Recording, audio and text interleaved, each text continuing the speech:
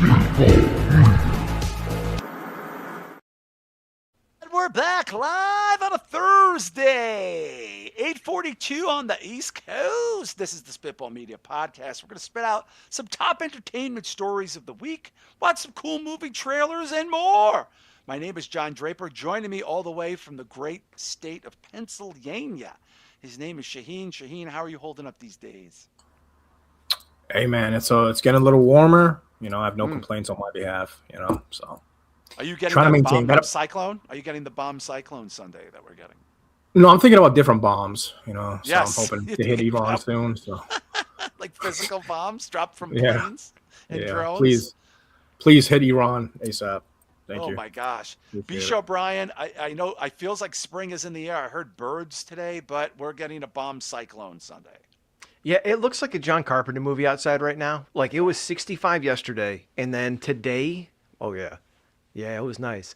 But then today, it's been like dense, like monsters coming out of the woods fog all It's day like long. the mist. Yeah, it's cold and rainy. Swear to God, I was driving, I know Toledo's not big, but I'm driving over the river on this big ass bridge, and visibility was like 50 yards. It's like I can't even see downtown. I can't see the refineries and shit. It was crazy. Well, we've had poor air quality here in upstate New York. Like we get air quality, which is I never recall getting a poor air quality up until like the last couple of years. So maybe this will all end soon. I'm hoping aliens will come and just straighten out. But until they do, we're going to be here back on our regularly scheduled programming. And of course, we want to thank you guys for dealing with all these little technical issues we had the last couple of weeks. We dropped a nice solo show. We dropped a Q&A for the Patreon. We have the Q&A going on right now. Speaking of the Patreon, you can go to patreon.com/spitballmedia. $5 a month. $5. Like half a commercial streaming channel costs, Shah, but you can get thousands of hours of commercial-free entertainment. Yeah, I hit up my old tattoo shop because I wanted to get my knuckles done soon in the next month. That hurts like the Dickens. Yeah, man. I mean, the prices are through the roof, so believe me, $5 a month. We haven't changed on you because best believe tattoo prices have changed. They've tripled. So Yeah, everything's. I might have to hit up Schlack, man. I know he's busy. I'm like, dude, man, please. Hit For him the love up. of God. Hit him up. We love Schlack. And Yeah. of course, Bisho Brian, you know a little bit about economics. The dollar value for this Patreon is extraordinarily in the favor of the consumer. It is. It's not going to drop like crypto did, and it's not going to go way the fuck up like, well, price of groceries. $5 a month, been that way since day one, since the, for some reason, I can never think of the Break the Apocalypse name. Fuck. I know. All the way back from Iranian satellite dishes, frog dicks, and smoking scorpions, still $5 a month. Lots of bonus content, and we're still here.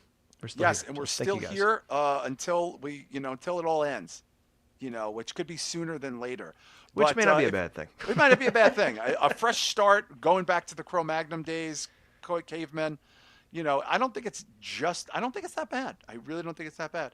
Patreon.com/spitballmedia, $5 a month. Thank you to everyone who's contributing to the Patreon. Please consider give it a gift to yourself. If you didn't get a Valentine's Day gift, this is a great one to give to yourself. And it's cheap. It's very, very affordable. And of course, next, I think, what's today? Next week, we'll probably bang out that Q&A at the end of next week. So you got a little bit of time there for the questions. B, have you checked the questions? Have the questions been? I've not checked a thing out at all. I'm a little curious. I'm a little scared. Whenever I don't check, don't check. It's way more fun. It's way, way, way more fun. But thank you to all the people checking us out on the free, and of course the people in the old Patreon. Bisho, who's hanging out with us tonight in the old chat room? Got some longtime friends hanging. We got Joe Punches. The Joseph Punches. We got Coke Hogan Brother. Coke Hogan Brother. We got Kevco TV. The Kevco TV. We got Donald Q. Stoney Esquire. Always good to have a lawyer in the conversation, of course. We got Ryan Keefe. The Ryan Keefe. We have that chap, Christopher Matthews. Oh, I know the Christopher Matthews. We got a friend, Marquise Johns. Marquise Johns chilling with us. Yeah, I think that's it so far. There's Emmanuel Rojas has joined the chat. Oh, what's up, Emmanuel? Emmanuel, I'm excited for you to hear my release. I want your honest opinion there as a hardcore aficionado person. Don Stoney said I gave my wife Spitball sub for Valentine's Day and I'm single now. Well, yes, I would have told you not to do that. I would have. What do you call definitely audio herpes? Is that what you call it? audio herpes? Jesus Like Christ! Radio Gaga. Yeah, Queen has Radio Gaga. We have audio herpes. Yes. And of course, my album is dropping on February 28th. Light the Fuse Records. Digital everywhere. Vinyl copy. Drowning Room. 35-year anniversary. I'm going to be promoting the piss out of this. And I will be in New York City at the Monroe Pub on March 7th. At 8 p.m., we're doing a listening party with DJ Mike, and Euban's going to be playing the early 90s. He's going to be playing the early alternative, hardcore, punk, metal, rock songs, you name it, of the early 90s. And we're going to be listening to the album. We could probably do a little giveaways. There's going to be a lot of cool people there chilling. I'm getting a lot of nice feedback from that.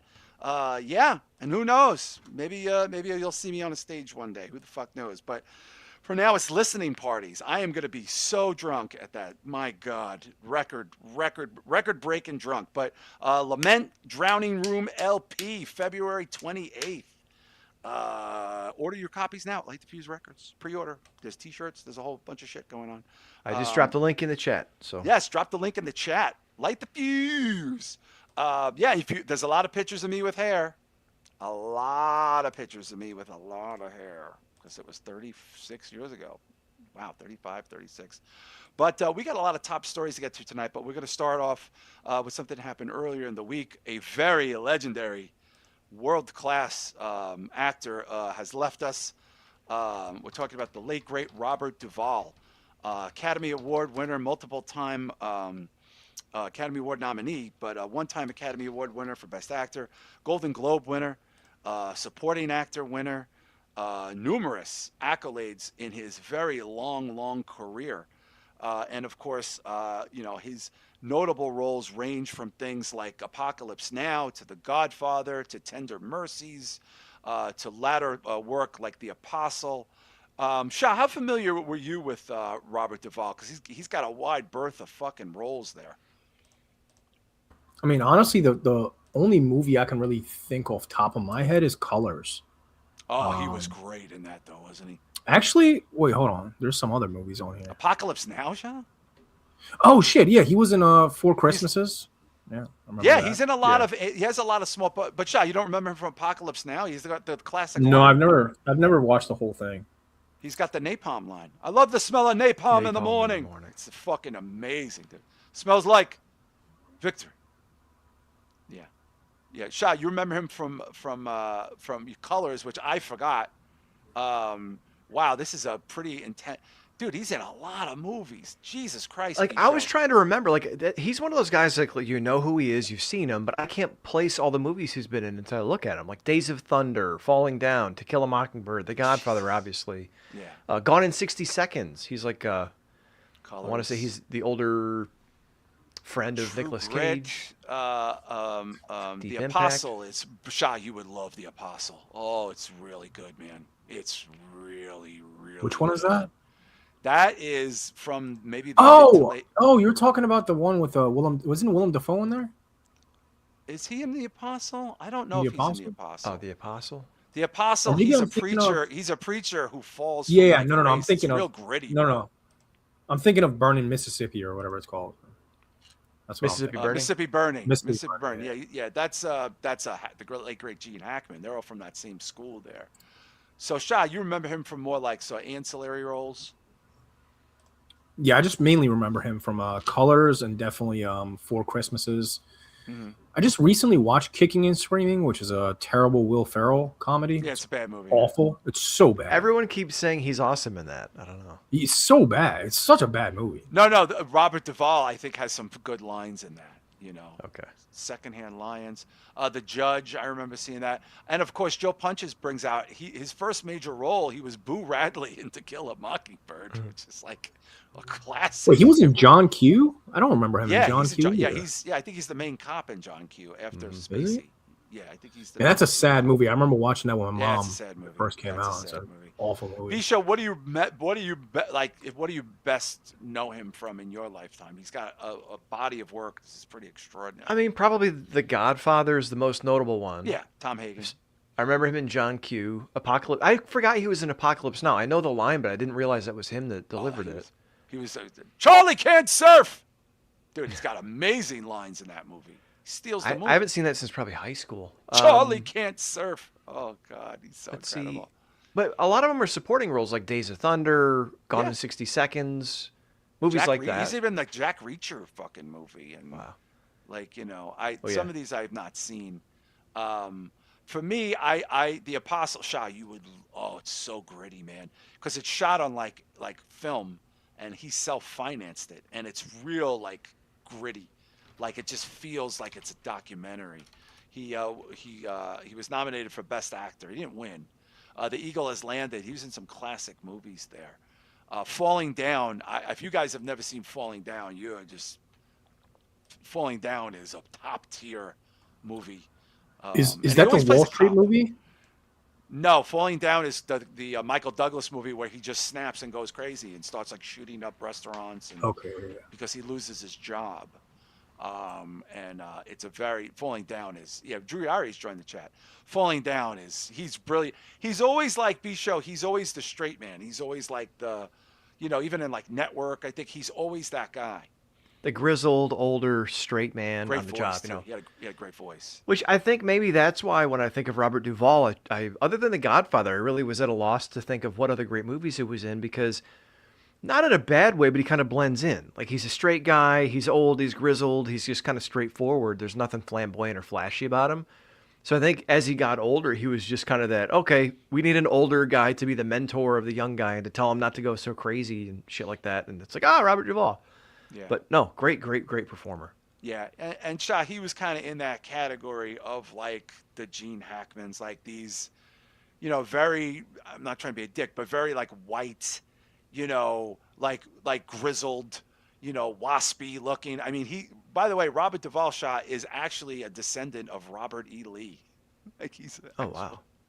No, swear to God. I mean, he's very believable when it comes to like an OG, like Italian Cop. mob type of dude. Yeah, Like a beat cop, tough. yeah. Like a guy, like an older guy who, if you saw him fight, you'd be like, yeah, that guy could fight. Like he'll fuck you up. No, he was great in Colors though with Sean Penn. If you haven't seen that movie, definitely Brilliant. recommend it. Seen it. I saw it on a date in 9th or 10th grade. I saw that movie. Do you remember who directed that? Somebody Yeah, weird directed it. Dennis Hopper directed that. Yeah, yeah. I thought it was weird. Yeah. Yeah, you're not wrong, brother. Dennis Yeah. Hopper. B-Show Colors is so good because Sean Penn is really dialing into his like method young actor, and Robert Duvall is so believable as the older cop, a little overweight, totally bald, kind of should be retiring soon, stuck in the uniform. He tells this great story to Sean Penn. I don't know if you remember this, Shah, but I've always loved this. They're sitting in the car, and he tells the story about the father bull and the other bull, talking about all the cows, and going, "Hey, Dad, why don't we run down there and we could fuck some of these cows?" And then the older bull says, "No, son, why don't we walk down and fuck them all?" And we used to put that we sampled that as an intro. Like, why don't we walk down and fuck them all? It's just so great. The guy was world class, 95 years old. Didn't really, what, Shah, I'll say this about him too, if you look at his body of work, didn't do the De Niro and Pacino thing when they're in pieces of shit for money. You know what I'm saying? Like, for every De Niro movie you love, I can name 5 pieces of shit. Same thing with Pacino, and he's in that class. That's his class. He just wasn't that dude. Yeah, but they're also much bigger stars though, so they were much more in demand. He has just as many they were accolades, older. though. If you look at his accolades and you line them up, they're, I think he has just as many. I mean, he's not the box office Shah, I'll tell you that. But Yeah, like he's not the head of the movie though. He's not Right. front and center of the film. He's Right. kind of like Yeah, for sure. B-Show, there's an eerie scene at the end of Godfather 2 that's a flashback scene. And one by one, these men start leaving the room from the dinner table. Did you see that? And in the order of it, that's how they died. I did. I saw that on Yeah. TikTok or Twitter yesterday. That's crazy. Yeah. And then Joe Punch's Shop points out what we played with Duvall talking about Stanley Kubrick. He was an actor's enemy. An actor's enemy. And Don't like we just- Gosling and all these dudes sitting around going, "What the I don't fuck know. is he doing?" That is still such a great clip. It really is a great clip, you know. And you know, Don Stoney point out didn't push politics on people like other actors. He was very blue collary guy. I remember him going on Stern, and Stern was just blowing him like in the '90s, and he was just like laughing at Stern like he thought this was the funniest shit. He lived like a quiet life. I think he lived in Texas or some shit. Wasn't a Hollywood guy, you know. But I gotta say, man, these guys, Shah, they're all leaving the station. We're only a couple of years left from no Pacino, no De Niro, no Nicholson. These people will never be replaced, bro. They'll never be replaced. Yeah, man, I'm starting to feel a little old now too, man. I've been in denial for the longest time, but now that I'm getting a little whites and shit, you know, it's taking me a few hours in the morning to feel normal again. It's starting to hit me, man. I'm starting to finally accept it. I'm like closer to 40 than I'd like to be at this point. But Well, welcome to middle age. I'm on my way out. There's another big story. This kind of bummed me out. I'm not gonna lie. Shia LaBeouf, who had an interesting last bunch of years. Which, by the way, I wasn't aware he wasn't with his Mia Goth anymore. I think because he fell off the wagon, she kind of pieced him out. Shia LaBeouf was arrested earlier this week at Mardi Gras. It was Fat Tuesday. We just had Fat Tuesday, Ash Wednesday, Mardi Gras. Oh, that's probably where our good friend Chris Castro is right now, enjoying Mardi Gras here. Bisho, tell the people what happened to our good friend Shia LaBeouf. Well, according to People magazine, he yelled homophobic slurs and was lunging at people before a New Orleans arrest, claims alleged victim. I didn't see this. When you sent it through, I couldn't read the text to speech to text, so I moved by it. But basically, Shia LaBeouf, according to People, was screaming at everybody and lunging at patrons outside a New Orleans bar before his early arrest, February 17th. Jeffrey Dammit, wow, what a name. Jeffrey Dammit? Born Jeffrey Climate. Jeffrey Dammit tells people the actor also hurled homophobic slurs during the confrontation, which began around 5 p.m. Monday at Royal Street. How fucked up do you have to be doing, like, lunging at people and shouting homophobic slurs at 5 p.m.? It's pretty early in the day for that. I walked in waiting for the bartender, and I got smashed into from behind pretty hard. When he turned around, he claims LaBeouf immediately escalated the situation. He cuts into effing push me, I'll kick your effing ass. And I'm like, Jesus. Dude, I've been standing still. Then he starts using homophobic slurs. Damn it, says he ignored the encounter and left later in the evening. But when he returned around midnight, LaBeouf was still there being a complete asshole. 7 hours this went on. Jesus Christ. Oh my Dude showed up at 5. Is that right? Wow. This shit happened at I have a 5 funny p.m. Shia LaBeouf Yeah, go ahead. story similar, but I just want to point out that Ryan Keefe pointed out, and by the way, Rich Dow has joined the podcast, and Araka Blue too.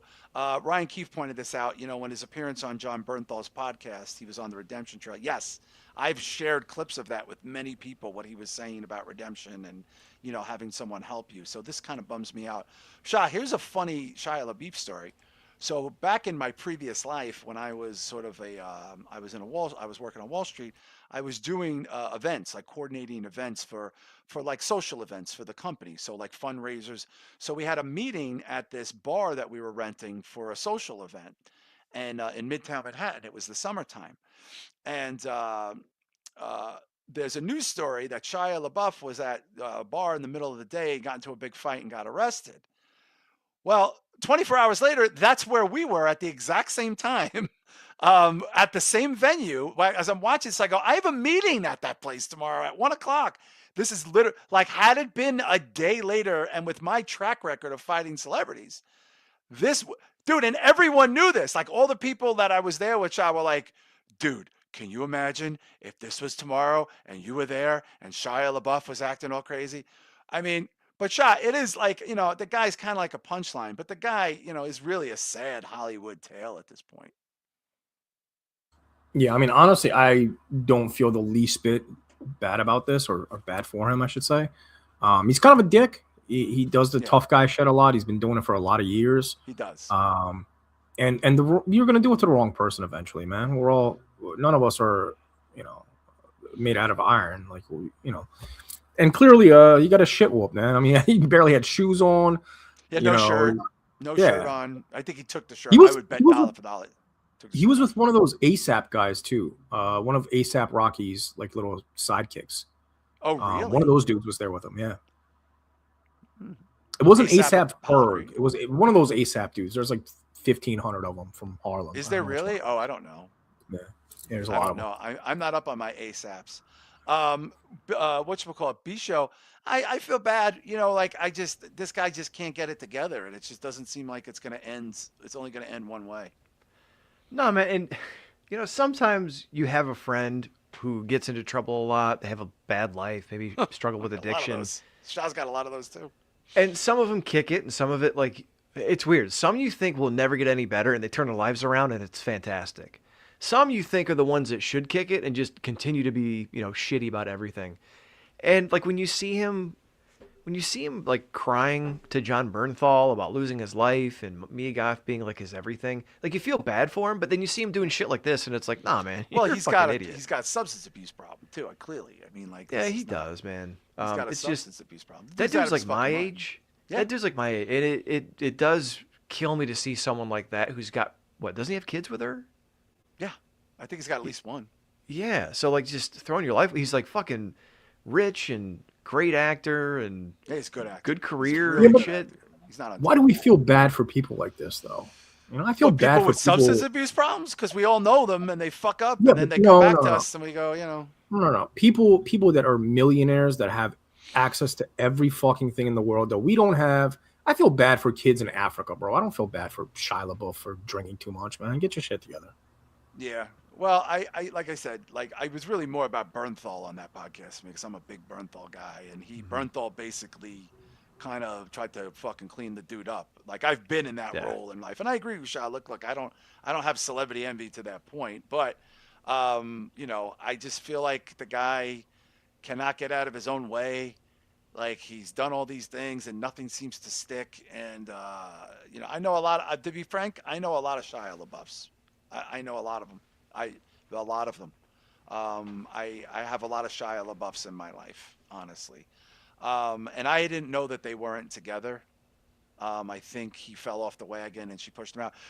Bisha, before we skip out to the next story here, can we just double check? Because I think he released a statement. And I just want to see what that statement is. And also Rams fan points out another child star. And Shah, these child stars, man, most of their lives are dog shit. They just can't get it together in the real world. I hear you. I'm just saying there's so many people in worse circumstances that nobody voices, anything about. regular Like people I'd rather don't stand get up for this. those people than some famous guy that's, gonna have a much easier lifestyle than I'll ever have in my life. Like No, for sure. I don't know, man. I'm kind of over the whole celebrity obsession and feeling bad for celebrities and standing up for them. There's too much going on in the world. Like I don't. No, I get you, and after reading what he said, that I'm going to remove this ragu ad to see in a minute. I don't feel bad for celebrity in this situation necessarily, but I see a dude with kids who's trying to get his shit together, throwing it away, and I think it's because like John said, I know people like that who are doing that shit, so I feel bad for people like that. Now, Yeah, I know guys in their that's, 50s, Bisha. You know guys in their 30s and 20s doing Yeah. that. I know guys in their 50s doing that. That's even according to sad. Deadline, Shia LaBeouf posts "Free me" after being arrested at Mardi Gras party, and apparently he's trying to be Wyatt Earp with that stupid mustache. Wow, I wonder if it's for a movie. Yeah. Dude, he's a wild dude, man. He's a wild guy. It's funny, when that thing happened about 12 years ago, when he got arrested in that bar in New York, I just remember telling people, I was confident I could take Nick Lachey. I was confident I could take Zach Braff. I was definitely confident I could take Big Pussy. I don't know that I could take Shia LaBeouf. I just remember saying that. I was like, because he just seems like he wouldn't care. Like he just He seems seems like chemically he would, imbalanced. yeah, like he You know just what I mean? wouldn't care. He would just be like, his nose would be all. I'd be like, oh fuck it. Like I just like, yeah, I don't think I would have wanted that. I think I would have let that go. I think I'd been like, you know what, easy Transformers, chill the fuck out. But to pivot, we got some interesting news this week in the Hollywood world. Famed director, horror sort of giant currently, Zach Cregger, whose Weapons is still on a lot of people's minds, not to mention his upcoming Resident Evil. A lot of hype on that, a lot of excitement for that, as it's supposed to be a blood and guts movie. He's already got his next project that got announced earlier this week. And Bisho, can we let the people know in case they missed it? This is actually very interesting. Yes, according to Dread Central, his next film is allegedly Flood. Currently in post-production on his interpretation of the popular video game Resident Evil, Cregger could already be eyeing his next horror film. It's a screenplay titled Flood, which was first reported by Cinema Newswire on X before the post was removed. I had seen a description that it's basically a survival horror film set during a catastrophic flash flood in a modern city. I saw maybe in a high-rise apartment or multi-story building. So yeah, Shah. I mean, listen, this guy probably could set a very tense circumstance around that plot. You know. Yeah, I kind of wish he would just skip Resident Evil and go straight to that, because I don't know, man. I don't know how I feel about him doing a Resident Evil movie, because I don't like video game adaptations, and I just don't like zombie Zach movies. Cregger's video game adaptation. I know, but it's just I don't know how I feel about that. Yeah. Well, they said it's going to be blood and guts, you know. But what do you think of this premise of his new film? I'm excited for it. I mean, again, I'll watch anything this guy puts out, just because he's 2 out of 2 so far. So I mean, you know, with Barbarian and Weapons, both were like phenomenal films. I believe in this guy more than I believe in Osgood Perkins, because he missed with the monkey for me. Yeah, I didn't like the monkey. Just didn't like the monkey. But you haven't seen whatchamacallit, Keeper yet. Though, Keeper? Dude. No, I did watch Keeper. I got it. Oh, you loved Keeper. What am I talking about? You loved No, I did love Keeper. Yeah, so I love Keeper, and I love what was his first movie?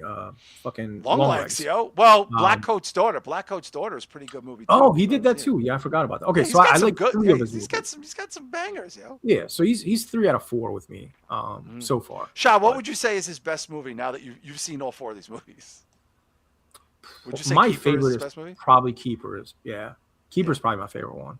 Yeah, I had no idea what the fuck was going on in the movie for the first. I had no clue, bro. I was lost. But dude, didn't it get you when it starts like that last like 20 minutes? Yeah, no, like bananas. Yeah, the third phase of the movie is dude, that thing with the head fucking Jesus fucking, and then when they dunk the head in the fucking jar, get the fuck out of here, man.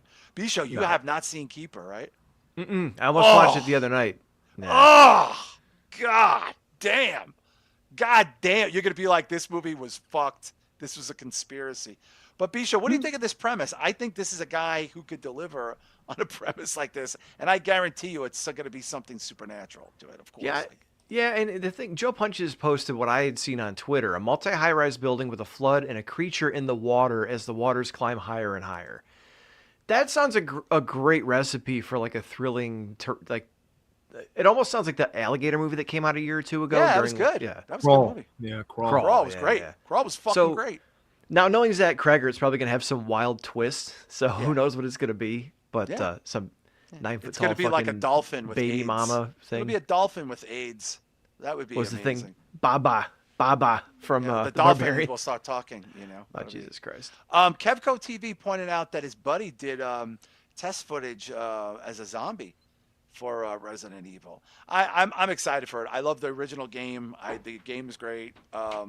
You know, I'm curious to see where it goes. You know, and of course the guy, you know, like you said, Shah, the guy's got bangers.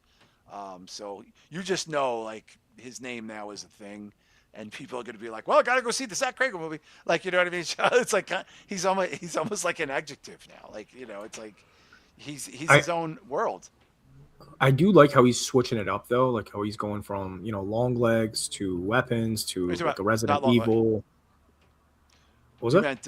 You meant Barbarian. Yeah, Barbarian. Yeah. So I do like how he's attacking kind of different like subgenres of horror, and he's going for the zombie one next, and then he's kind of gonna do a creature feature. Which creature features? I think we need more of those, man. That's really like, we need more good ones. Yeah, it's really lacking. Like, we haven't got a good, I don't know, alligator movie since, I can't even tell you the last one. What was the last one? There's a Yeti movie. We'll save that trailer for next week because we got better trailers we want to get to. But there's a Yeti movie that looks pretty good to me. And I'm excited for this Zach Cregger. I mean, listen, like you said, the guy, regardless of what happens with the Academy Awards with Amy Madigan, the guy is hot fucking shit right now. And like honestly, even if he wasn't doing Resident Evil, if he was doing this movie next or whatever, there's certain people B show I think right now, Osgood Perkins, Zach Cregger, JT Mulner, I'll throw in that category. Like their names are like okay. And by the way, we could throw Damien's name in there, even though it's only associated with one property. But this one property is a massive property, so it's like we kind of have the new era people, like whether in a lot of ways. Yeah, that's a good way to put it. The thing I think about Cregger too is people who watch his movies, who are into horror movies, they're movie heads. They know him, like you said. They know his name. They know his brand. But he also does movies that appeal to a more mainstream audience who don't necessarily know him. So like. Right. Weapons had a weird premise. Barbarian had a cool premise. This one is not only a creature feature, but also like a disaster movie. And people like disaster movies, especially in the summertime if this thing comes out in the summer. Can you imagine that? Right. Hot summer, people cramming into the movie theaters just to get a popcorn and cool off. And it's a movie about a high-rise flood with a creature. I mean, I think that's very versatile. And it's funny because he's not making like The Rock, Dwayne Johnson movies that are so commercial that like, holy shit, this sucks.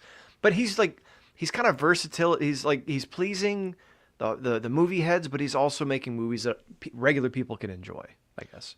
Well, since Shah mentioned this too, I'm just curious because now I think we all might have the same answer. Shah, I'll start with you. Out of all these newer people, you can even keep Ari Aster in there, and he's not really newer.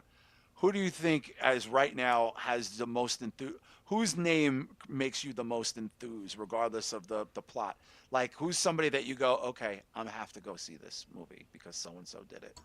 So we're not counting Eggers. No, you can. Yeah, but these guys are that kind of the next wave. Like, are you still like die in the wool? Ari Aster gets me to a movie theater above anybody else. I mean, yeah, but I mean, his last two movies were on horror. I want him to go back to horror. Although I enjoy everything he's put out, I really think that guy is like meant to do horror, man. He puts out some great work otherwise, but probably I don't know, man. It's between this guy and Osgood Perkins, obviously. I mean, those are kind of the main two. Okay. Yeah, I mean those two I would say. So Keeper brings Osgood Perkins back in the conversation for you. Yeah. Keeper. I think Keeper would have been probably my number one movie of last year if I had seen it last year. I think I told you that offline. B show. It's a lot of good names there, but who's the one that you go? Yeah, I have to go. I have to go see that. Like no matter what, like I have to see it.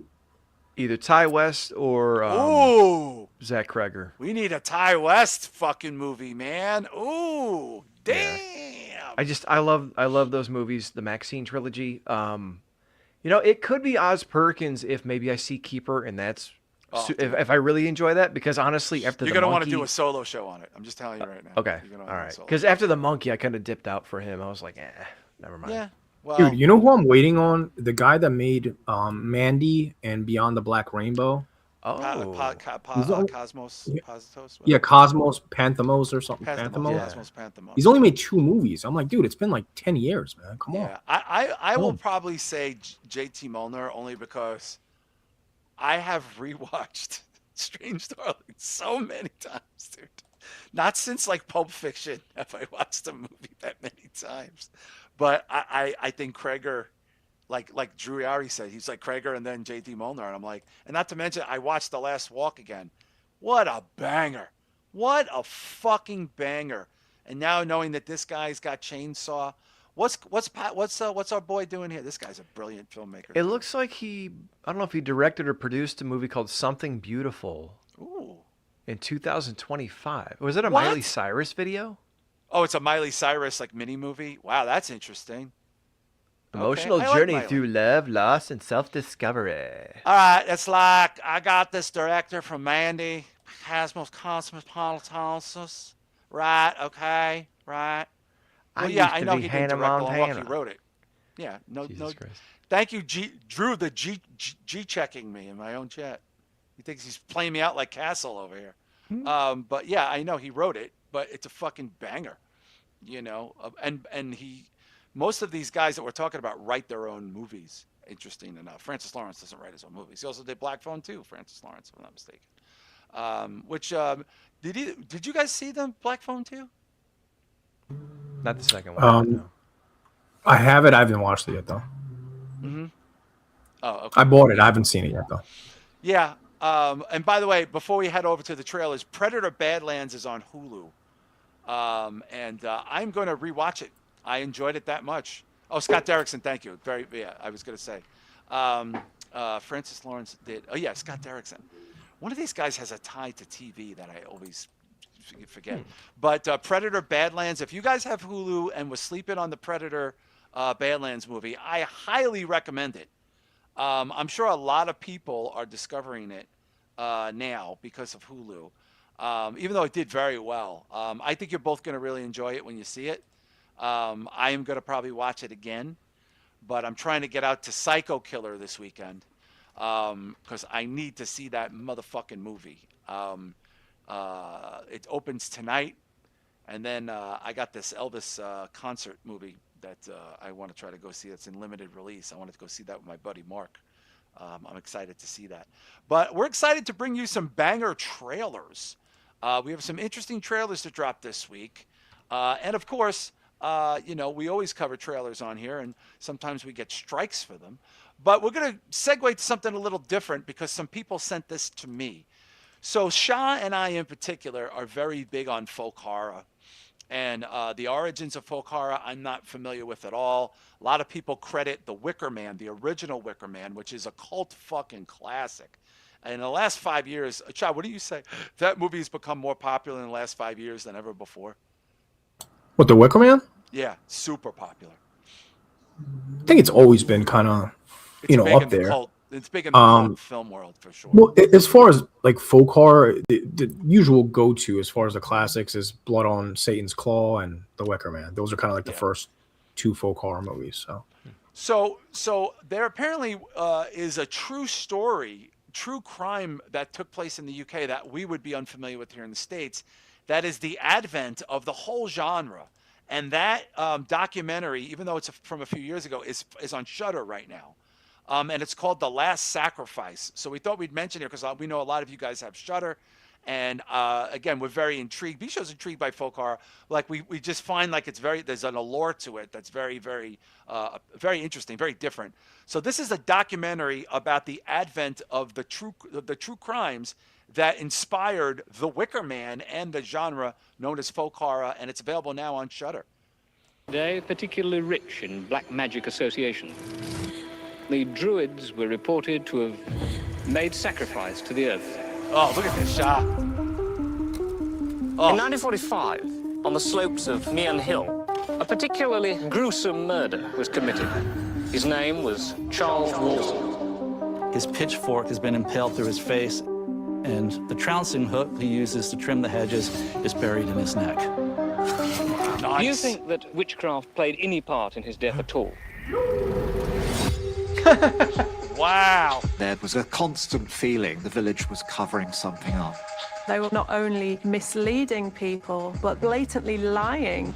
Wow. One theory is that he was killed as part of some sort of blood sacrifice to the land. Shah's watching this. Someone dabbling in black magic. This bizarre ritualistic killing struck a nerve with the nation. Was this the last ritual killing in modern Britain? What are these clips on In the Super 8 or 1960s, Britain goes through an identity crisis. It was almost as if the country was going Psychedelic circus. Black What makes you magic uneasy madness and a about nice having cup of witches living tea. here? Lack of knowledge, I should think. He said, "You're a witch, aren't you?" And I said, "Well, you know I am. Why?"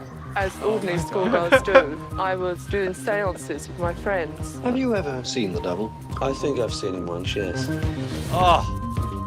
The Shah! nation couldn't open their newspapers without reading bizarre stories. And all this fed really into horror films of the period. There we go.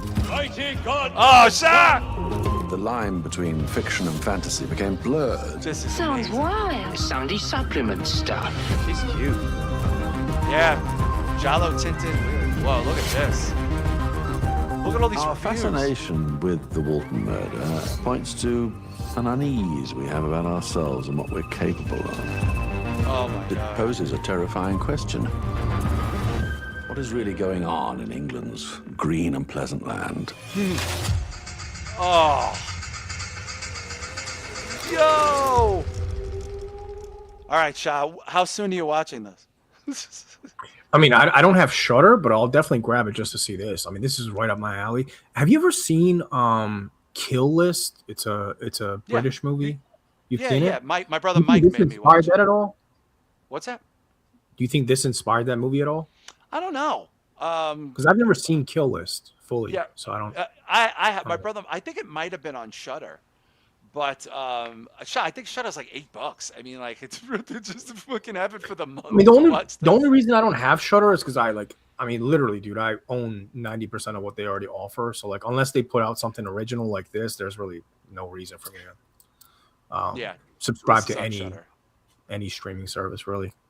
Yeah, this is on Shudder. B-Show, I have to watch this. This looks amazing. However, having Midwestern uncles that grew up in the United States during the 60s, can we just chalk a lot of this stuff up to drugs and like satanic panic? Because like I think I've seen the devil. It's like, yeah, my uncle used to say that shit because he hit LSD, in 1965. I've definitely seen the devil. I assure you. I mean, to be fair though, from somebody that's taken a bunch of weird shit, yeah, I do kind of believe that it does open up certain passages in your brain where you might be able to interact with things that you can. So I mean, I don't know. I'm not saying they could. Because I don't even believe in a devil, so I mean, I obviously don't believe in that. Well, Shah, he believes in you. He believes in you. Thank you. I mean, like someone believes in me, man. I appreciate it, devil. That's from the movie Constantine, where he's trying to tell the girl that the devil's involved. She goes, "I don't believe in the devil." He goes, "Well, you should. He believes in you." Another thing, man. Like I had one of those like sleep paralysis demons one time, right? Like where I was wide awake. Oh, it's horrible. I'm Sleep serious. paralysis is maybe one of the worst living human experiences. Bro, it's happened to me one time. I was wide awake and I was paralyzed and I couldn't do anything. And I had this naked demonic woman on top of me strangling me. And I just sat there. I couldn't do anything. So like, what if you have an experience like that back in the day? I mean, that could be, you know what I mean? Like we chalk it up to, Sorry, man, go ahead. No, I was just going to say, we just chalk it up to, that's like sleep paralysis. It happens. Whereas, 100 years ago, 200, 300 years ago, somebody might have been like, oh, this person's possessed. This is witchcraft. Kill him, lynch him, et cetera, et cetera. Yeah, sleep paralysis. That's real, though. I saw that, bro. I lived that. Like, I felt the hands. I saw it. I was wide awake, and I couldn't move. And it's the scariest thing when you're helpless and you literally are just paralyzed. You can't do anything. Yeah. Well, I'll tell you what. I want to see this movie. I don't know. I want to see about the true crime. I know very little about this, and I am a fan of that genre. But it is on Shudder. It just hit, I think, this week. Oh, a shout out to Dirk. Speaking of the devil, Dirk is here. Dirk is no devil. The devil ain't shit. Anyway, this is another horror movie. I guess that's a horror movie, but it's a documentary called Do Not Enter. I like that. I like the premise of this. Now, I don't know if this is the found footage one, B-Show. There's one that's found footage-y. There's so much with this found footage. I know, I'm looking for it. No, Do Not Enter, excuse me. Is this the James Vanderbeek?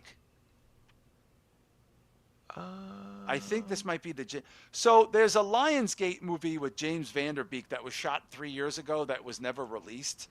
That, they're releasing it, and it's this movie. It's called Do Not Enter. Now, this reminds me, other people have said this. Have either one of you ever seen the movie Judgment Night with Cuba Gooding Jr. and Emilio Estevez and Dennis Leary? That sounds really fucking familiar. It's one of these like action movies. It's about a bunch of middle-aged guys that go to that get derailed coming from like a basketball game and end up in a very bad movie, and they see a murder. And it's them trying to escape from the criminals. One of them is Everlast. Dennis Leary is the head of the criminals. And it has a soundtrack of all metal and rap songs together. So the soundtrack is bigger than the film. But it's called... So this looks a little bit like this. But anyway, before anybody gets a little bent out of shape about this James Vanderbeek thing, he shot this movie 3 years ago. This is 3 years ago. And frankly, you can see he's sick here. This is just my thing. A lot of people were upset about this getting released, But I understand. I mean, listen, the guy died. They're going to try to make money. This is the business. I'm sure. I don't know. I guess we'll let you be the judge of it. This is called Do Not Enter. It's called the Paragon. It's an old hotel down the shore. It's where the legendary gangster Meyer Lansky stashed his missing $300 million. Are you guys seeing this? Oh, this is a whole other show. Everyone that's gone looking for this money, never been heard from again. Sounds dangerous. Yeah, sorry, my bad. But there is that James Vanderbeek. You know the drill. You search room by room, floor by floor. What the?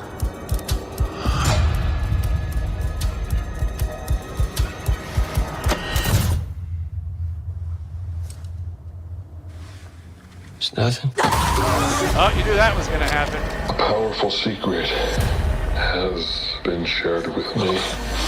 What must be done must be done. Ooh, Satan! More devil shit. Show the blinds. Come on. I love how they went from Meyer Lansky to Satan. That was interesting. Second. Oh boy. What must be done must be done. What must be done must be done.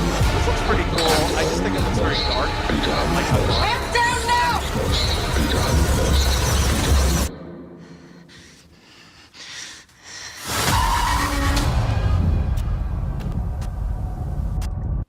March 20th. Shah, this reminds me of like The Descent, only in a hotel with dudes and chicks. No, I think comparing this to The Descent is doing it some disservice when it comes to. Well, Descent is a classic. I love this. Descent. Looks very I'm a generic, super dude. fan. Yeah, this looks very generic. I'm not a big fan, and I immediately, honestly, kind of checked out as soon as I saw that they CGI'd a fucking tree. Like, if you have to CGI a tree, I mean, come on, dude. They CGI'd a tree. Literally, come on. We can't even have trees in movies anymore. Like, one single fucking tree. Come on, man. I don't know, dude. CGI, man, it really killed it for me, bro. A tree. I didn't know they CGI'd a tree. Yeah, if you go back, you can definitely tell that tree is CGI. Oh wow, I didn't catch that. Bisho, can we pull this up? I'm curious because this looks like it hits on a lot of familiar themes. I forgot the name of the fucking movie already. James That was Vanderbeek terrible. movie. I don't know why I did that. What's it called? Do Not Enter? Do Not Enter. I forgot the name of the movie already. That's the impact it had on me. Wow. You know what's weird is Shah's completely right. I was thinking the same thing, but I was thinking Lionsgate to me made a lot of mid to okay to shitty, like in that range. And they're horror continuing movies. to do it. And like the 2000s, it looks the same as their 2000s horror movies. It's CGI'd like a lot of their 2000s horror movies, and like the jump scares. It's like like they went back to rinse, repeat. Yeah, and it's like in 2026. Why the fuck would you do that? Like the great cinematography and shots and composition that we're seeing, and all these great movies coming out. And that's their MO. I mean, honestly, it's probably cheaper. Yeah. They did. Yeah, it's a damn shame. They did put out The Surfer and The House or The Home last year. Those they also, I think, decent I'm putting out that movies. Vanderbeek movie, which is why I conflated the two. But, Yeah, you know. I like Lionsgate. They do some decent. Yeah, stuff. they got some decent shit for sure. Bisha, what do we know about this this film here? I think it's shot in I'm Bulgaria. looking for it. It says it's an upcoming Lionsgate horror thriller focusing on urban explorers who encounter supernatural entities, based on 2005 novel Creepers by David Morrell. Okay, so it's based on a book. Interesting. Stars Adeline Rudolph, Francesca Real, and Jake Manley. Who directed this derivative film? Looking for it, but not far. Probably nobody. They didn't put a big thing in the production. They're putting the post IMDb. There, so. I'm just curious. Hugo Cardozo, but this doesn't look right. There's another movie from 2024 with the same name. Oh, for God's sakes! Jesus Christ! Well, oh, here we go. Mark Klasfeld. Never heard of him. Never heard of him. He's no JT Molnar. LA Right, Spectacular, Sum 41, What We're All About. He's done some music stuff. He's a music video guy. Anyway, this looks like a skip there for sure. But this next movie looks pretty interesting. I believe it's from the guy who did Wolf of Snow Hollow. I'm a big fan of that movie. He's like an actor, comedian guy. I'm a super. I had this idea for a theme show, where we all bring in 3 or 4 movies that we know nobody likes, but we're super apologists for. Wolf of Snow Hollow would be on that list for me. A lot of people hate that fucking movie. I really like that movie. But this is called Normal. It stars Bob Odenkirk, who was riding the wave of his comedy John Wick movies. Nobody there. But this is an interesting premise. This is about a guy who realizes he lives in a town where everybody, the entire town, is in on some type of conspiracy, except for Bob. This is called Normal. Why are you here? I used to be a regular sheriff. I walked through life with my head held high. Love Bob. I kind of stopped trusting my instincts. Death comes for us all, don't it, lawman? Ever since Mr. You've Show. been listening to my internal monologue, haven't you? Magnolia. I took a sheriff job in a little town called Normal, Minnesota. Weather advisory, a winter storm threatening later this week. Reports two assholes screaming at each other. Separate! People seem friendly enough. Oh, wow. Whoa, 16.8 million. Where the hell did this town get that kind of money? Community really came together on that one. Yeah, I would say. Is that a police scanner you got? You keeping tabs on me? Yes, sir. Oh, boy. This is a hell of an armory. Kind of like it. Did she catch that? Yeah, it's my one trick. What do you think of our little town? Oh, Henry It's Winkler. charming. You know he's involved. Shit. Keep your hands where I can see them! If you don't play this right, we're gonna have a massacre in there. I say we play the hand that's been dealt to all of us. And maybe you get to keep the rest of your goddamn fingers. You could build a whole new life here in Normal. He's We definitely a really bad guy. celebrate the community.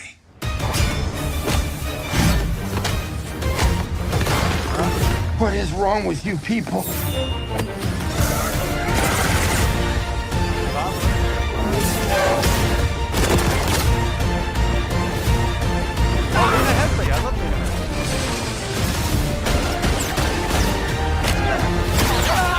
Bob Odenkirk's in a lot of movies where he shoots people. Nothing to see here.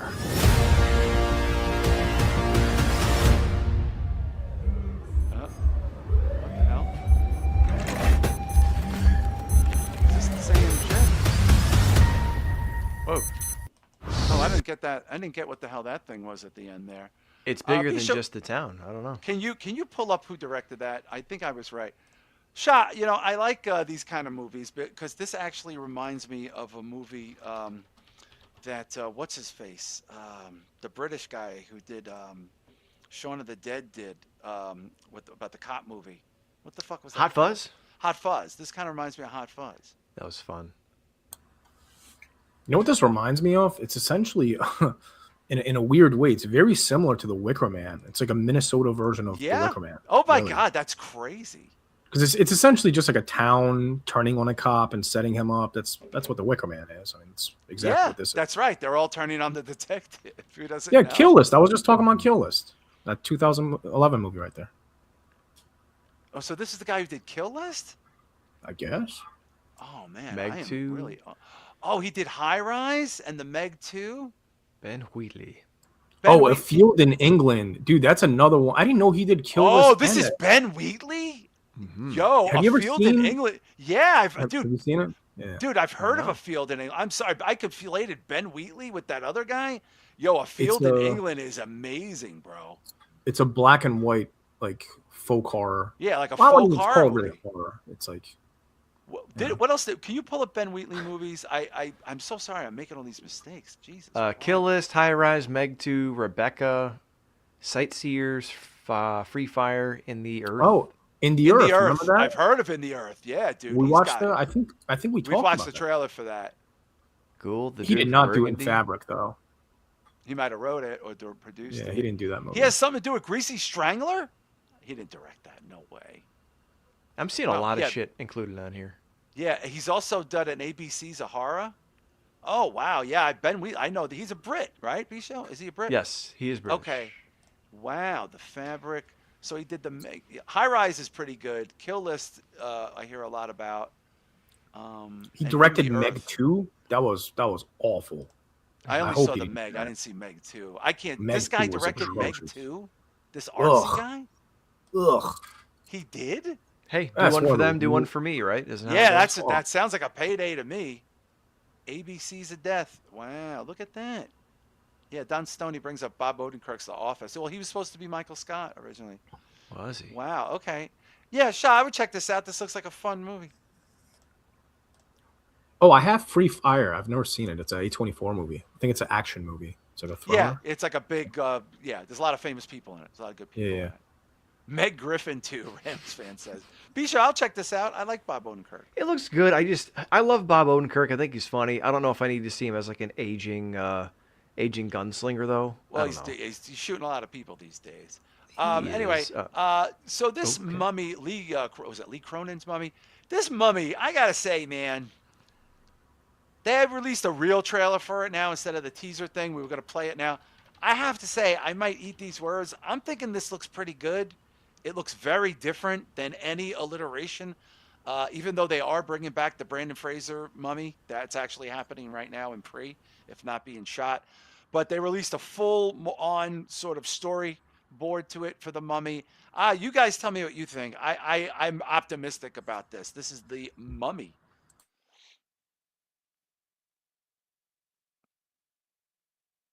Can I get 2 slices of pizza? No. Of course, honey. No, you never ever finish 2. Hello? Is that the guy who played the Wolfman in the Deputy Chief of the U.S. Embassy. It's the boyfriend from Midsummer.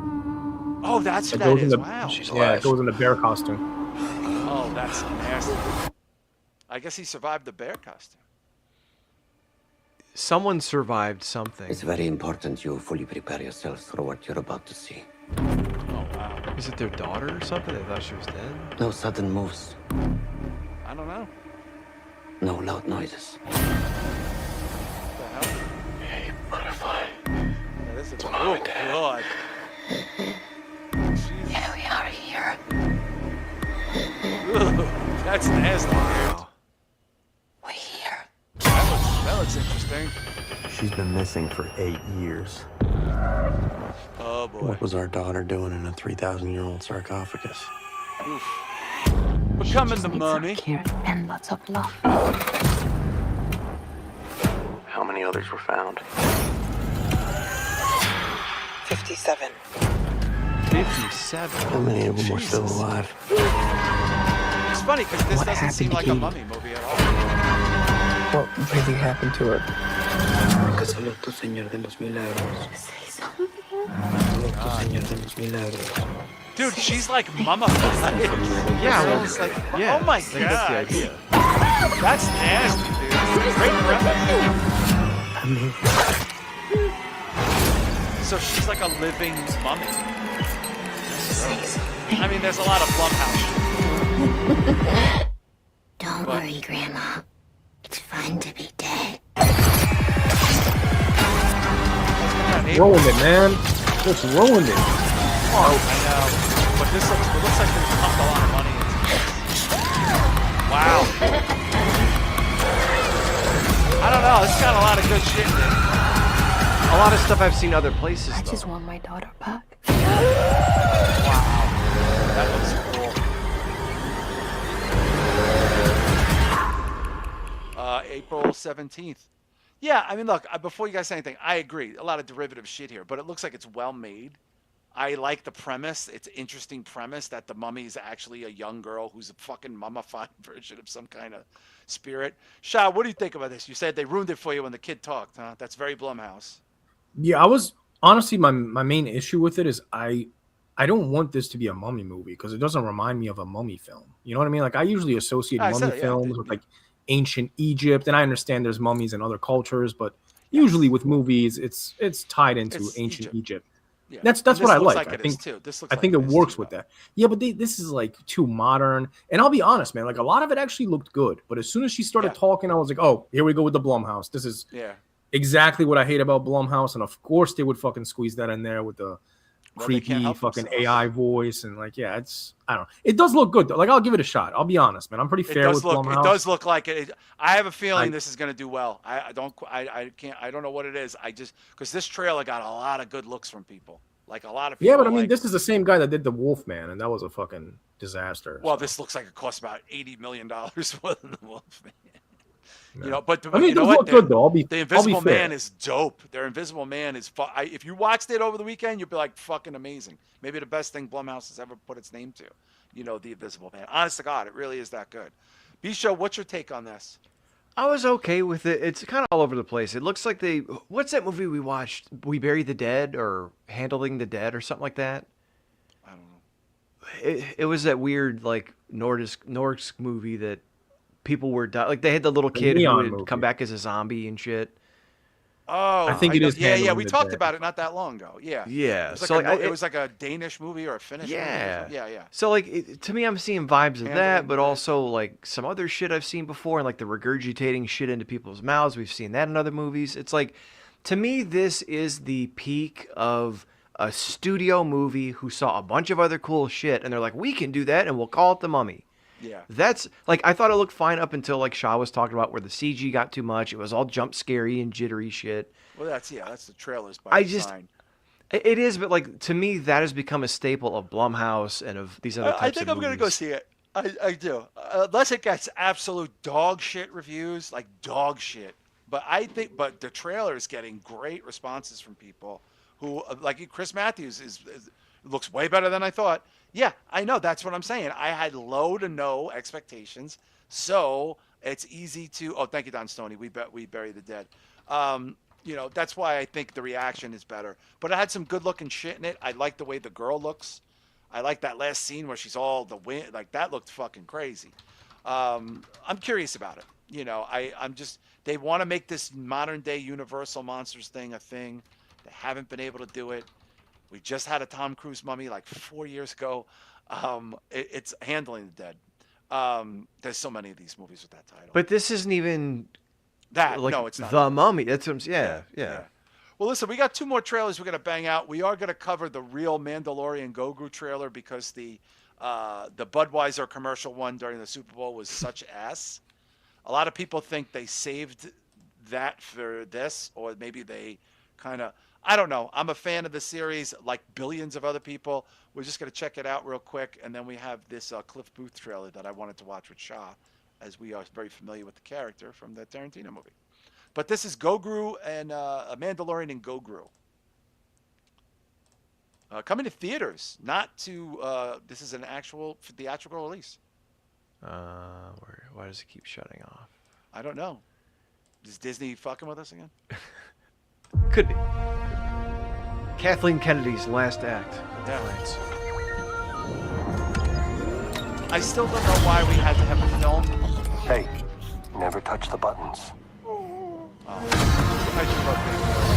I still mark out for Baby Yoda. I can use some information. And I love for the this character. price, I'll tell you whatever you want. I'm looking for a hut. Close for the night. Thank you. Is that Buscemi? Looking for a hut. Gangsters. Yeah. Oh, shit. War criminals. Long live the Empire. We'll take out every bad guy in your deck of cards. Oh, this is what I'm here for. Nice. This isn't about revenge. Oh, shit. I forgot she's in It's about preventing another war. Strap in. Shit looks good. I gotta say, CG looks good. Wow, the helmet's off like only the first and second time. And then it will be his turn. Before going into harm's way, check your armor. The kid will live centuries beyond me. I won't always be around to protect him. Nice. Oh, wow. Oh, Oh, my Gladiator God. Arena. You should be. Damn, look at that thing. Do we run? Yo! Or do we fight? I like this kid. Oh, this is gonna make a fortune. This is gonna make a fortune. What are you waiting for?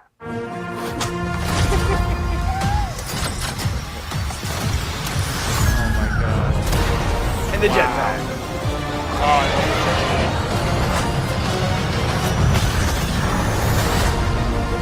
Wow. Let's save the rest for after dinner. That thing's so goddamn adorable. Oh my God, Bisho, this is gonna make a fortune. This may actually redeem all of the bad shit that they've put out over the last couple of years. Because, like, look, Andor's supposed to be good. There's some cool stuff going it's on. Fucking great. And you asked why we needed a movie for this. I think it's because they promised a quality movie, and after years of releasing nothing since the last one, they knew this is the only hand they had to play. I honestly think it looks that. like they played it pretty brilliantly there. Bisho, can you look up who directed this? Shah, you have to admit, this looks like a fucking engaging, good, like it just looks good. You know, all the shit looked pretty good to me.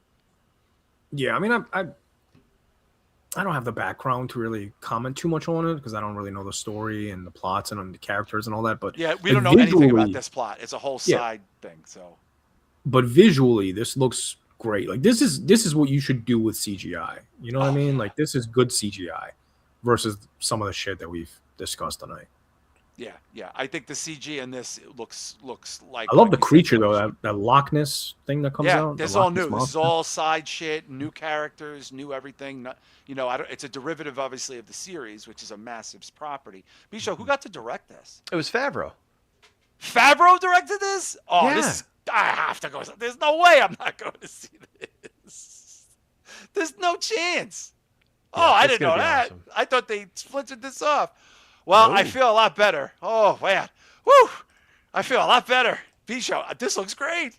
I know. Great. It's funny. Like, this is, and I hate to say it because it may be a bait and switch, and it may be. We might be regretting this shot in like 2 months. But like, this is exactly what, and I know this isn't going to be much to Shah, but this is exactly what Star Wars fans have been waiting for like a decade of, like, Kathleen Kennedy get the fuck out of the way, let Jon Favreau and who's the other guy? Dave Filoni. Just let them go.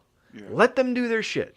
Just let them do it. We'll find out. Bisho, this is a big deal. I mean, you know, I think this is going to be a super huge movie. Like huge box office for sure. I have to see it. There's no. When does it come out? I didn't see it on the May trailer. 22nd. May 22nd. Wow. I'm surprised they didn't put it out on May 4th. Yeah, it's probably Tuesday or some shit. So I'm gonna possibly. Do that. Anyway, this is our last trailer. It is a spin-off of Once Upon a Time in Hollywood, but it is not directed by Quentin Tarantino, although I believe it might have been written by Quentin Tarantino. It is the adventures of the character Cliff Booth, played by Brad Pitt, Academy Award performance in... Shah, did you say that's now your official favorite Tarantino movie, Once Upon a Time in Hollywood? I wouldn't say it's my favorite, but it's up there. It's definitely my top 3. By the way, Lionsgate, another one that they own most of the Tarantino movies. Tarantino, yeah, from that time period. Really? Anyway, this is Kill Bill, Foxy Brown, all that shit. They own all that. Yeah, that's Lionsgate was a big swinging dick at that point in time. Anyway, this is the adventures of Cliff Booth. This is coming to Netflix. You helped Rick subdue those hippie intruders, huh? Something like that. You say that like there's more to it. I don't possess many talents, but I know better than getting away with a good story. What's up with his face in there? I don't know. Did they de-age him or something? I don't think so. Oh, is this the Peter Gunn theme? This is the Get Smart. No, it's Peter Gunn because they used it in Blues Brothers too.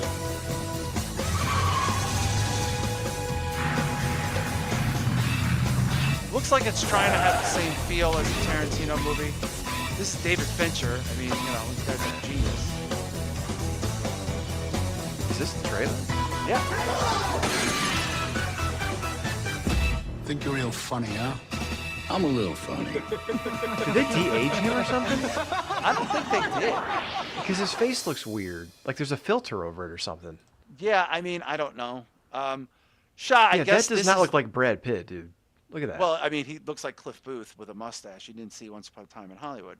I think if anything, they aged him. He looks. I was going to say, I was just going to say, because we know the character. He did not look like this in the main movie, Shah. Yeah, no, he looks older. So if anything, they aged him. I don't think they de-aged him. Probably. Yeah, I think they made it. They jumped a little time here. Shah, did we? Then need he looks young here. So I don't know. Yeah, that's what I'm saying. Yeah, it could be a filter. Who the fuck knows? Shah, did we need this? I mean, I love the character. I love the movie. I'm curious what they do. I love David Fincher. Did we need this? Was this necessary? Not really. I mean, I like David Fincher too, man. I mean, obviously I like Fight Club. You know, he's done a bunch of cool shit. But he's fucking genius. Not really though. And if anything, I would have rather had Tarantino direct something like this. It's kind of weird, like passing the torch down. Well, he's to David Fincher. Yeah. Well, he just Yeah, but it's still weird though. That's like it's his Well, how do he you was direct working on Once that Upon a Critic Time in movie Hollywood? that he scraped. I think that's what it was, and he said, "Hey, I'm too busy, but I give my blessing to David Fincher if he wants to do it." And David Fincher said, "Okay." I'm but hoping imagine it if, has like- the same feel. Imagine if Terrifier, right? They just passed that property down, just like do the backstory and a Yeah, but what if they completely gave it to different Ty director. West because It's Damien still Leone got weird, Nightmare on though. Elm It- Street. It would No, still you're right. rub me I the agree. wrong way. It I'd be is a like, "You're weirdness to lying." it. But it's not like they gave it to some nobody. Like it was Right. given to like a prolific. No, they filmmaker. definitely passed it off to somebody they can trust with the property. I agree with you on that. It's just odd seeing. It is an odd choice. Yeah. I Bisho, don't know you've if I've never ever seen seen it. Once Upon a Time in Hollywood. My God, is it fucking great. I've seen some clips of it on YouTube, but Oh, no, it's I've phenomenal. never seen the actual movie. Phenomenal. Phenomenal. It's a phenomenal film. And a lot of great things in there. So I would recommend you watching that. And that movie is very like vibrant and colorful. This seems like dark. It doesn't Dark. really go hand in hand with that movie. It doesn't. Like, Some really people said resemble that. They were like, they hated the darkness of it. Like, Yeah. like they said something like Once Upon a Time in Hollywood is almost exclusively a daytime except for the ending. And this looks Yeah. like it's exclusively nighttime with no end in sight. Right. Well, look, it's a quick edited trailer for TV with a lot of stuff blocked out, probably for, as far as that goes. But of course, I'll check it out. It's David Fincher, and it's a Tarantino spinoff. Anyway, we have a shit ton to get to Patreon. Please consider going to patreon.com// spitballmedia. $5 a month. That'll get you thousands of hours of exclusive content, solo shows, Q&As, Break the Apocalypse days, you name it, you got it. And of course, we have the Q&A up right now, so get your questions in. Whatchamacallit, before I head out, I just want to make sure, what's today's date? Today is the 19th. Okay, so you still have a full week to get to the Patreon. We're going to record that next weekend for your February Q&A. Let's talk about that because I might be out of town next weekend for volleyball. Oh, okay. Well, maybe we could. If we have to do an odd time one, since it's not a live show, we'll figure it out. Volleyball dad, we'll figure it out. It's every other week we travel, and my wife and I have been alternating because we don't. Yeah, do it no, it's a together. lot. It's a lot. Volleyball. Hey, look, volleyball season. Anyway, Shah, do you have the plugs for our friends here? Yeah, you can follow me at planet.mondo. You can follow B-Show at B-Show Brian, John, and I am John Draper, and the show at Spitball Media. And of course, B-Show, do we have any additional plugs for our pals? We have the Minorities Report there. We have the Drew Yari Experience. I'm going to be on with Fatty tomorrow night live on YouTube. Oh, shit. Okay. Going to do a special bro-to-bro conversation Bro to about something bro. personal to both of us. And of course, Rich Dow's podcast is starting. X's and O's. Yeah. Yes. And Necromaniacs, my brother Mike. And, Wrestling Soup, Don Tony, Kevin Castle. Wrestling Soup. Well, Kevin Castle's still dead, B-Show. We have but not it's brought still my brother called back. the Don Tony and Kevin Castle Show. No, right? is it really still called that? I think so. I thought he just changed it to Don Tony. Well, that's sad. I don't know. I don't mean to say that. I'm just, I don't know. I still see it on Patreon sometimes, and it's got Kev Castle's name on it. So Or did he get another guy to pretend to be the late Kevin Castle? you can't replace Bob Fresca. You can't replace. Well, that's what I'm saying. I mean, this is like a spinoff. Maybe it's a spinoff. You know what I mean? Maybe it's like Gogru. It's a new young Kevin Castle. Who's going to become Kevin Castle. I don't know. This is a lot of talk about my dead brother. Anyway, we're going to head on over to Patreon. I hope you guys have a good week. We'll see you next week on the regular show.